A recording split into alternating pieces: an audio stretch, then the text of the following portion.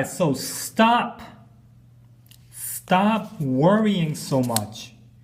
You know, I read a lot of comments about you guys being worried about boot camp in the physical aspect. So push-ups, sit-ups, the run, the PFA. And in this video, I'm going to be talking to you guys about why you should stop worrying. So here's the good news. The good news is the fact that everyone will graduate, except for some statistics. People who, if you haven't watched that video, the link's down in the description. The people who are the statistics are the people who later on find out they have some medical problems or they have a debt that there wasn't supposed to be. Like if they took out like a $10,000 debt that they forgot about, the government's going to find out about it. So as long as that's not you, you're fine. Now, the worry, the thing that I believe that you guys are worried about the most is not graduating on time, right?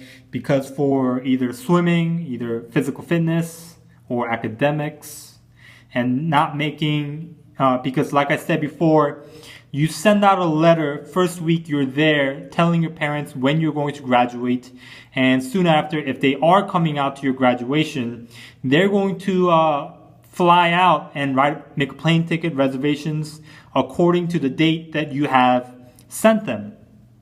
And you know, if you don't pass your swim or physical fitness assessment, you know, they only get to find out a week before your graduation, and it's really, really difficult for them to, you know, reschedule their vacations, airplanes, and all that kind of stuff. So that's what I believe you guys are worried about the most. Now, you know, in boot camp, the three major thing is the swim, physical fitness, and the academics. So to begin, swimming. Now, to give you a tip about swimming, like I said before, I made a video about going more in detail with swimming. That also in the links down in the description down below. Now, if you haven't already and you've never swam before, get to a pool now. Going to boot camp at the age of 30 and you've never swam before is not the ideal time to learn how to swim. You know, the people in my division that never swam before, they came from Africa, never really swam before, you know, they didn't graduate until like a month later after I graduated. And also, let's say you know how to swim somewhat, but you're not confident, right? They are going to teach you in boot camp, so you get a lot of opportunity to pass your physical test, the swimming test. So the second thing is the PFA, which stands for Physical Fitness Assessment. Now, the physical fitness assessment consists of push-ups, sit-ups, and the run. Now, push-up and sit-up portion is going to be easy peasy and not a problem. I mean, even if you go in and you can't do a lot of push-ups right now, you can't do a lot of sit-ups right now, throughout boot camp, the training regimen will help you boost up the push-ups and boost up the sit-ups. I know a lot of people, particularly my neighbor, when I was in boot camp, he could only do 10 push-ups in the beginning, but in the end, he passed his PFA. So I never heard of someone failing their push-ups or failing their sit-ups. So that is not going to be a problem because the training regimen throughout boot camp will help you increase your numbers. Now, the biggest problem comes from the running. The run. That's the dreaded part because in my opinion, in my view, and from what I see, you don't get a lot of opportunity to run and improve your run. I mean, there are designated days, like the shuttle run, which is you run nonstop for, like, let's say 10 minutes, 12 minutes, 15 minutes, 20 minutes nonstop, but you don't get a lot of opportunity to really run besides those days. So here are some tips. So run outside. If the weather permits, you're in the warmer area, run outside.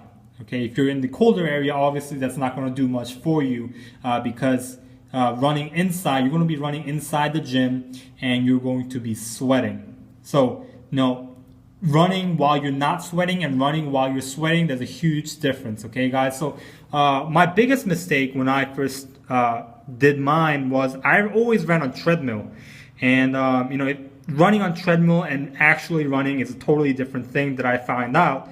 But I would say if you are going to train on a treadmill and you're going to boot camp on a colder time and the weather does not permit on where you live.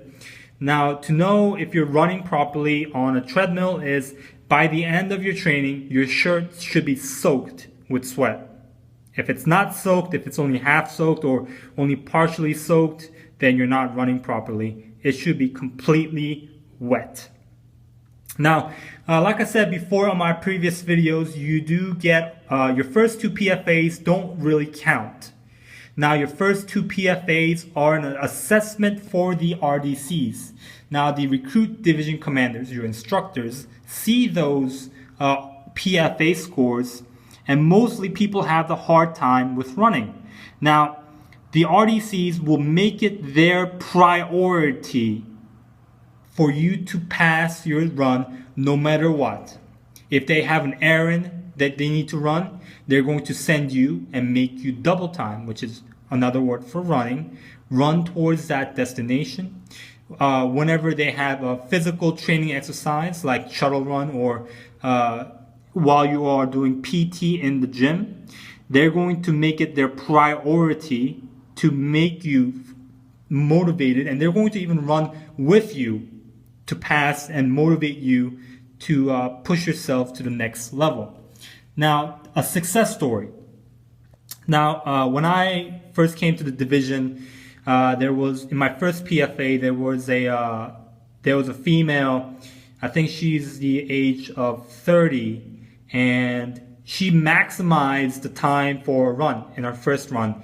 So, by the time everyone finished, she was the only one still on the track field, and the maximum time is, I don't know her female at the age of 30 maximum time, but it's definitely not over 20 minutes. So she was at her 20-minute mark, and she only ran 9 laps. So you need to run 12 laps around the track field in Freedom Hall to pass your run portion.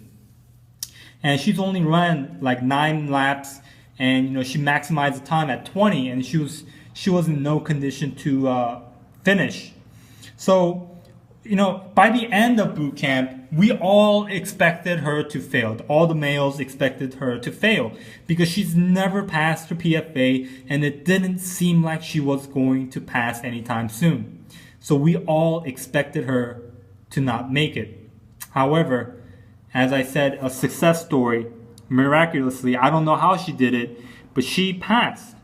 So she earned and deserved it.